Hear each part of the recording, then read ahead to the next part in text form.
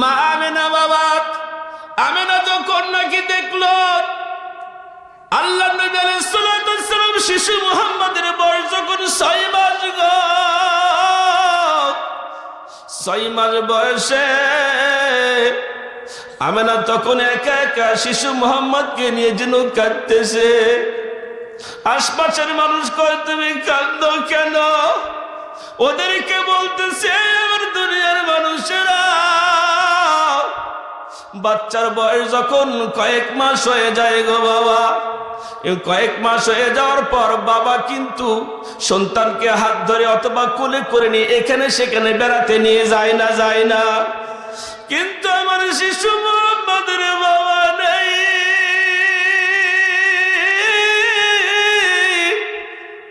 যদি আজকে বাবা থাকতো তাহলে হয়তো অবশ্যই ঘোরাফেরা করার জন্য নিয়ে যাইতো। আমেনা কান্দে, আমার মালিক মা আমেনার কানে কানে বলতেছে আমেনা রে, এ আমেনা, এই মুহাম্মদ তোমার কাছে আমি আমানত রেখে দিয়েছি, তোমার সন্তান হতে পারে কিন্তু সে হলো আমার প্রিয় হাবিব। এ আমেনা রে, তোমার স্বামী যদি বেঁচে থাকতো হয়তো বা এই বাজার থেকে ওই বাজারে অথবা খালুর বাড়ি মামার বাড়ি পর্যন্ত ঘোরাফেরা করতো, জোরে কোন ঠিক কিনা? কিন্তু আমি মালিক আমার হাবিবকে আমি কেমনি করে ঘুরাবো? আমেনা একটু সময় দাও গো আমেনা, একটু অপেক্ষা করো, আমার হাবিবকে ওই যে মসজিদুল হারাম আছে মক্কা থেকে নিয়া বাইতুল মুকাদ্দাসে নিব, বাইতুল মুকাদ্দাস থেকে নিয়ে প্রথম আসমানে নিব, প্রথম থেকে দ্বিতীয় তৃতীয় চতুর্থ পঞ্চম ষষ্ঠ আল্লাহু আকবার বলেন, এ ষষ্ঠ আসমান পর্যন্ত নিয়া জান্নাত জাহান্নাম আরশ লৌহ কুরসি সব কিছুকে ভেদ করে নিয়ে আমার হাবিবকে মেরাজের রজনীতে আমার ডান পাশে বসায়া দিয়া গো আমার ওই হাবিবের সাথে আমি আল্লাহর সাক্ষাৎ ঘটায়া দিব। আল্লাহু আকবার। এ আল্লাহর বান্দা, শুধু মিলানোর জন্য কথাটা বললাম, তাহলে আপনারা আসেন বলেন জান্নাত চাই না চাই না? জোরে কোন চাই না চাই না? কারা কারা জান্নাত চাই দু হাত উঠে আল্লাহকে দেখান। লিল্লাহ তাকবীর।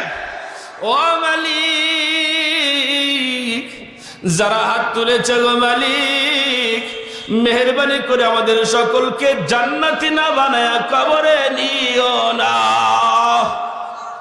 জান্নাত যদি পেতে চাই গো বাজান, তাহলে অবশ্যই কিন্তু দুনিয়াতে শর্ত আছে না নাই? মন খারাপ করছেন? আমার আল্লাহ কোরআনের মধ্যে কি বলেছেন?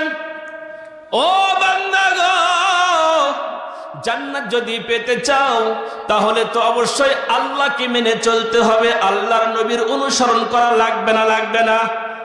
আর যারা দুনিয়াতে ভালো ব্যক্তি তাদের সাথে থাকার দরকার আছে না নাই? ওয়ামাই ইউতিল্লাহ ওয়া রাসূলাহু, আল্লাহ তাবারক ওয়া তাআলা বলেন যেই বান্দাগুলো আমি আল্লাহর অনুসরণ করবে, আমি আল্লাহর হুকুম মেনে চলবে, আমি আল্লাহকে মেনে চলবে,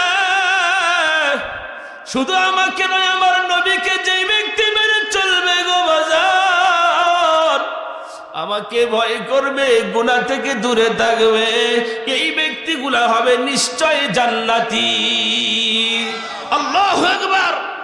তাহলে বলেন তো আল্লাহ তাআলার সাথে সম্পর্ক রাখতে হবে না হবে না? নবীর সাথে সম্পর্ক রাখতে হবে না হবে না? আল্লাহ রাসূল সাল্লাল্লাহু আলাইহি ওয়াসাল্লাম অনুসরণ করতে গিয়ে বাজার, এখন তার নবী নাই, কিন্তু নবীর যারা কাজ করে দুনিয়াতে, যারা আল্লাহর সাথে সম্পর্ক রাখে ভালো কাজ করে, তাদের সাথে আমাদেরকে সম্পর্ক রাখা লাগবে কিনা?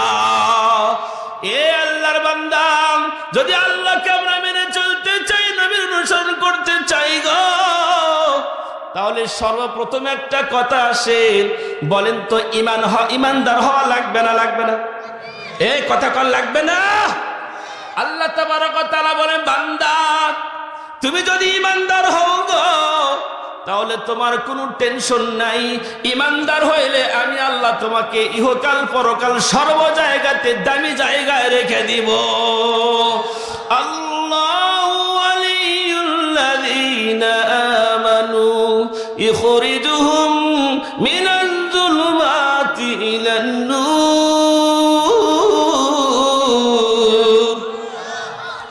আল্লাহ বলেন, হে বান্দা, তুমি যদি ইমানদার হও আমি আল্লাহ তোমার বন্ধু। আর ইমানদার হয়ে গেলে ওই ইমানদার ব্যক্তিকে আল্লাহ অন্ধকার থেকে আলোর পথ দেখায়া দিবেন। আল্লাহু আকবার বলেন। কিন্তু কথা হলো, ইমানদারের একটা বৈশিষ্ট্য আছে না নাই? জোরে কান আছে? কোন কোন ইমানদার আছে নামাজ পড়ে না এক ওয়াক্ত, গাঁজা খায় ঠিকই 5 ওয়াক্ত। জোরে কান ঠিক কিনা? আবার কিছু কিছু ইমানদার আছে সারাদিন খালি বিড়ি খায়, ঠিক কিনা বলেন? ওর নামাজ নাই, কালাম নাই, তাস খেলায়, জুয়া খেলায়। আর মাঝে মধ্যে যদি বলা হয় তুমি জান্নাত চাও, বলে জান্নাত চাই। জান্নাত তো চাও, শর্ত মানো না কেন? জোরে কোন ঠিক কিনা? এই জন্য জান্নাত কি মামুর বাড়ির আবদার, না জান্নাতের কাজ করা লাগবে? তাহলে শর্ত অনুযায়ী সে কাজগুলা করাও লাগবে গো বাবা। কিভাবে? আল্লাহ রসুলকে ইতাআত করতে হবে না? হবে না। কেমনে করে বাবা? বর্তমান কিন্তু আছে বড় ইসরাইল। এই ইসরাইল গুলো ফিলিস্তিনের মানুষদেরকে মারে গো। জোরে কোন মারতেছে কিনা বাবা বলেন? এই ইসরায়েলটা হলো ঘাড় তেরা জাত। জোরে কোন কি তেরা জাত? এই ইসরায়েলটা কোন জায়গা থেকে আসছে? ওই যে মুসা পয়গম্বর, মুসা নবী আলাইহিস সালাতু ওয়াস সালামকে আল্লাহ তাবারক ওয়া তাআলা ডাক দিয়ে বলতেছে, মুসা রে, তোমার উম্মতদেরকে আমি কয়েকটা জিনিস উপহার দিতে চাই। 3টা জিনিস উপহার দেওয়ার জন্য ডাকছে গো। মুসা নবী মনে মনে খুশি। আল্লাহু আকবার। আমার উম্মতদেরকে আল্লাহ তাবারক ওয়া তাআলা 3টা উপহার দিবে। আমার আল্লাহ কয়, ও মুসা, তোমার উম্মতেরা মাঝে মধ্যে কিন্তু কাজ করে, কিন্তু কাজ করার কারণে গির্জা বা উপাসনালয় আমার ঘরে কিন্তু ঠিক মতো এসে নামাজ পড়তে চায় না। মুসা নবীর উম্মতের উপর আল্লাহ তাআলা নামাজ দিয়েছিলেন কয় ওয়াক্ত? জোরে কোন কয় ওয়াক্ত? 2 ওয়াক্ত দিয়েছিলেন, ঠিক মতো পড়ে আবার পড়ে না। আমার আল্লাহ কয়, মুসা রে, তোমার উম্মতদেরকে যে নামাজের দায়িত্ব দিয়েছি, মাঠের মধ্যে কাজ করতে অনেক সময় কিন্তু উল্টা পাল্টা এলোমেলো সমস্যা হয় না? হয় না? ঠিক মতো উপাসনালয়ে আসতে পারে না। তোমার উম্মতদেরকে বলো গো, এই উম্মত যদি মাঠে কাজ করতে করতে সমস্যার কারণে উপাসনালয়ে আসতে পারে না, সেই সময় যদি নামাজ পড়তে চায় আমি আল্লাহ সেটাও কবুল করে নিব। 2 নাম্বার বলছে, মুসা, তোমার উম্মতেরা যে কিতাবটা তেলাওয়াত করে গো, এই কিতাবটা কিন্তু দেখিয়া দেখিয়া বলে, দেখে দেখে কিতাবটা পড়ে। তোমার উম্মত যদি এই কিতাবের হাফেজ হতে চাই, আমি আল্লাহ তোমার উম্মতদেরকে আমি আল্লাহ আলাদা যোগ্যতা দান করে দিব। এই আল্লাহর বান্দারা একটা হাফেজ যখন হেফজ করতে লাগে, কোরআনটা যখন মুখস্থ করতে লাগে, আমরা মনে করি এতগুলা আয়াত, এতগুলা কোরআনের অক্ষরগুলা সে মুখস্থ করেছে। কিন্তু একটু মনে মনে চিন্তা করেন গো বাবা, আল্লাহর হুকুম, আল্লাহর রহমত আর নিয়ামত হওয়া লাগছে না? লাগে নাই? আল্লাহু আকবার। আল্লাহ কয়, এ মুসা, তোমার উম্মতদেরকে আমি আলাদা যোগ্যতা দিব। 1 নাম্বার নামাজের কথা গেল। 2 নাম্বার কোরআন কিতাবটা যদি পড়ে, তাওরাত কিতাব, তাহলে আমি আলাদা যোগ্যতা দিব মুখস্থ করলে। 3 নাম্বার বলছে, মুসা, রহমত বা সকিনার বাক্স আমি দিয়ে দিলাম। আল্লাহু আকবার। কোন রহমত বা সকিনার বাক্স কি? যখন আমরা মসজিদে জুমার নামাজ পড়তে যাই, বলেন তো জুমার নামাজ পড়তে গেলে গো বাবা ঘুম পাড়ার জন্য যাই না। ইমাম সাহেব যখন খুতবা পাঠ করে অনেক সময় ঘুম ধরে না? ধরে না? কথা কি অবাস্তব বলতেছি? ঘুম যখন ধরছে গো বাবা, আমি আপনি ঘুম পড়ার জন্য যাই না, ওই জায়গাতে আমি আল্লাহর, ওই আল্লাহ বলেন আমি আল্লাহর রহমত আর সকিনা নাজিল করে দেই। মুসা নবী 3টা অফার পেয়ে, আমি রিপিট করা আমার সময় নেই। মুসা নবী বলতেছে মালিক, এই কথাটা আমার উম্মতের কাছে নিয়ে যেয়ে বলবো, উম্মতের কাছে বললে তারা খুশি হয়ে বরণ করে নিতে পারে। এত সুন্দর নিয়ামতটা আপনি দিবেন। উম্মতের সবাইকে ডাকছে, ডাকার পর বলতেছে আবার উম্মতেরা রে, এই 3টা নিয়ামত দিবে, তোমরা চাও কিনা? আমার আল্লাহ শুনতে চেয়েছে। আল্লাহু আকবার বলেন। এ বাবা, মুসা নবীর উম্মতেরা কেমন জাতের ঘাড়তে রাগত? এই উম্মতেরা বলতেছে নবী, এই 3টা অফার আমরা চাই না।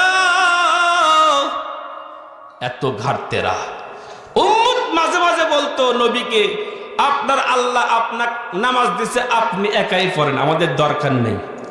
নাউজুবিল্লাহ বলেন। কি জাতের ঘাড়তেরা হলে এরকম হতে পারে? জোরে কোন ঠিক কিনা মুসলমান? সেই ইসরায়েল গোষ্ঠী ফিলিস্তিনের ছোট্ট ছোট্ট বাচ্চাদেরকেও ছাড় দেয় না। জোরে কোন ঠিক কিনা? আল্লাহ এদের বিচার শুরু করছে, বিচার শুরু হবে ইনশাআল্লাহ। জয় একদিন আমাদের হাতে আসবে। আল্লাহু আকবার কর। এইবার মুসা নবী বলতেছেন, ও আল্লাহ, আমার উম্মতরা ভালো না,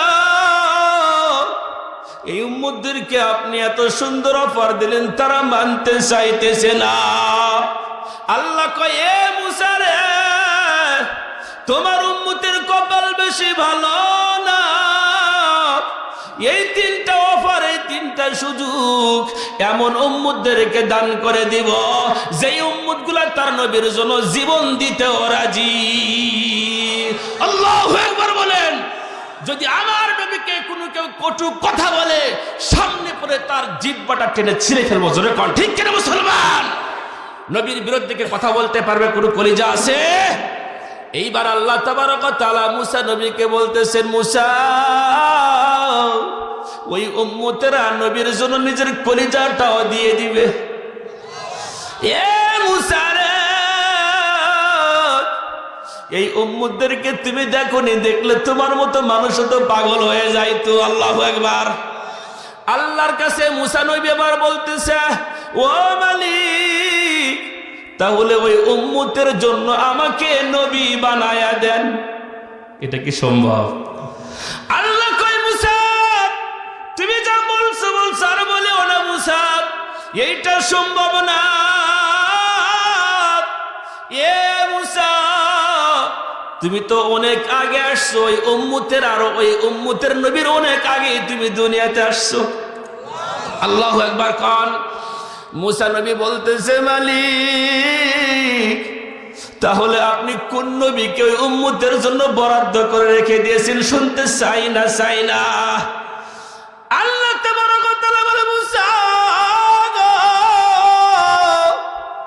এমন একজন নবী আদম আর হাওয়া যখন নাকি ওই ভুল করে ফলটা খেয়েছিল, গুনাহ মাফ হয় না। আদম আলাইহিস সালাম এক সময় বলতেছে, মালিক, জান্নাতের গেটে গেটে লেখা ছিল আপনার পার্শ্বের নামের সাথে আরেকটা নাম দেখেছিলাম, ওই নামের ওসিলা করে হইলেও আপনি আমাদেরকে মাফ করে দেন। কি লেখা ছিল? লা ইলাহা ইল্লাল্লাহু মুহাম্মাদুর রাসূলুল্লাহ। আল্লাহ কয়, আদম রে, ওই নবীর নাম কেমনি করে জানলে? ওই নবীকে যদি আমি সৃষ্টি না করতাম, তাহলে তোমাদেরকেও বানাইতাম না। এই নবীটা কেমন নবী রে আদম? মুসা নবীকে আল্লাহ তাবারক ওয়া তাআলা সুন্দর করে বুঝিয়ে বলছেন, মুসা রে, এই নবীটা এত দামি গো, এই নবী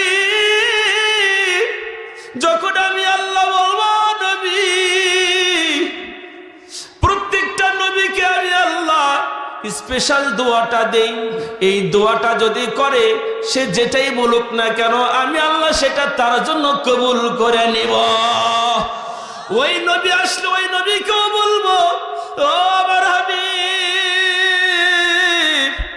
আপনি স্পেশাল ভাবে কি দোয়া করবেন, যা চাইবেন গো হাবিব, আমি সেটাই আপনার জন্য দিয়ে দিব। আমার ওই হাবিব কি বলবে জানো? বলে কি বলবে মালিক? ওই হাবিব বলবে, ও মালিক, সবাই সবার জন্য দুনিয়াতে দোয়া করে নিয়েছে, কিন্তু আমি নবী যদি আমার উম্মতের জন্য কিয়ামতের দিনে স্পেশাল দোয়াটা রেখে দেই সেইটা কি মেনে নেওয়া যাবে? আল্লাহ বলেন, আমি সেই সময় বলবো, আমার হাবিব, আপনার উম্মতের উপরে আপনার এই দোয়াটা আমি কিয়ামতের দিন আপনার উম্মতের জন্য রেখে দিবেন, আমি আল্লাহ কবুল করে নিলাম।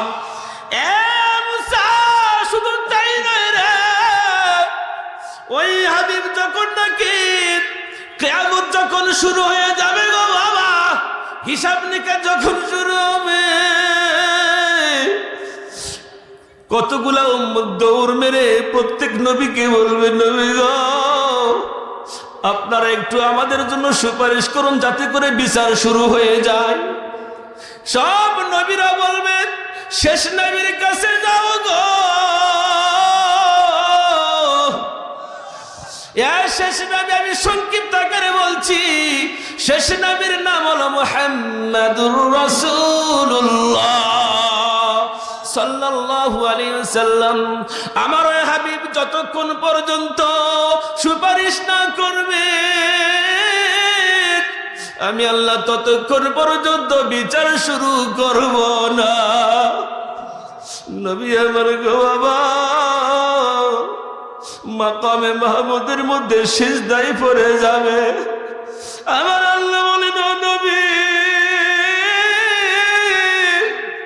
জীবনে এত কষ্ট করেছেন গো হাবিব, ইসলামটা প্রচার করতে গিয়ে কত মার খেয়েছেন, কত আঘাত প্রাপ্ত হয়েছেন গো, আপনাকে আর এরকম কষ্ট আমি দেখার জন্য চাইতেছি না। আপনি তাড়াতাড়ি সিজদা থেকে মাথাটা উঠান গো নবী, আপনি যা চাইবেন আমি আল্লাহ আজকে তাই দান করে দিব। আল্লাহু আকবার বলেন। এ মুসা শুধু তাই নয়, ওই নবী গো যতক্ষণ পর্যন্ত জান্নাতের মধ্যে না পা দিবে, তার উম্মতেরা যতক্ষণ পর্যন্ত জান্নাতে পা না দিবে ততক্ষণ পর্যন্ত কোন নবীর উম্মত জান্নাতে পা দিতে পারবে না। জোরে কলিল্লাহ তাকবীর। মন খারাপ করছেন আপনারা? চলবে?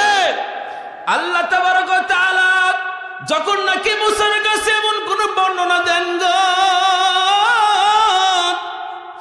মুসা নেমে বলতেছে, মালিক আপনাকে কতবার বলছি একটু আপনি আমার সঙ্গে দেখা দেন। ও আল্লাহ, আপনি বলছেন না মুসা আমাকে দেখা সম্ভব না, কমপক্ষে ওই শেষ নবীকে আমার সঙ্গে একটু দেখা করায়া দেন। আরো জোরে জোরে জোরে জোরে। মুসা নবী আলাইহিস সালাম যেই মাত্র এমন কথা বলেছেন, আমার মালিক কয়ে, মুসা রে, তুমি তো শুধু একটা গোত্র বা কওমের নবী, কিন্তু ওই নবী এমন হবে যিনি হলেন সাইয়্যিদুল কাওনাইন, সাইয়্যিদুল মুরসালিন। এ মুসা, ওই নবীকে আমি মেরাজের মধ্যে আমার কাছে বসায়া দিব। মুসা নবী বলে, কই মালিক আপনি তো অনেকগুলা বললাম কবুল করলেন না, কমপক্ষে নবীকে দেখায়া দেন। আল্লাহ কয়, মুসা এটা এখন সম্ভব নয়, তোমার আগে মরতে হবে। আল্লাহু আকবার কর। কারণ তুমি বহুত বছর আগে আসছো, শেষ পর্যন্ত মুসা নবীর জন্য আল্লাহ দোয়া কবুল করে নিছে। জোরে কর, নেননি? কোন সময় বলেন তো? মেরাজের রজনীতে যখন সাক্ষাৎ হয়েছিল, নামাজের কথা যখন বলছিল, তখন কমতে কমতে 45 ওয়াক্ত কমে নামাজ হয়েছে কয় ওয়াক্ত? জোরে বলেন, কয় ওয়াক্ত? তাহলে 5 ওয়াক্ত আসলো, অনেক লম্বা আলোচনা, আমি এটা বলতে চাচ্ছি না। তবে একটা কথা হলো কি, আল্লাহর নবী যখন মেরাজ করতে গিয়েছিলেন সেই সময় মালিক বলতেছে, নবী গো, আপনি যেহেতু আমার এখানে আসছেন, আপনি একটা আমার কাছে মেহমান, আপনি আমার বাড়িতে আসছেন, আপনি কি নিলে খুশি হবেন? আরো জোরে। আমার নবী তখন বলে, মালিক আমি বেশি কিছু চাই না,